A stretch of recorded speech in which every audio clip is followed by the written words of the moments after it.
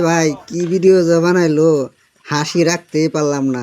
যদিও আইনারাও যদি না হাসুন তাহলে নিশ্চয়ই আমি এমবি টাকার যেখানে এমবি খরচ করছেন এখানে এমবি টাকার আমি পয়সা ফেরত দিব, আমি কথা দিলাম।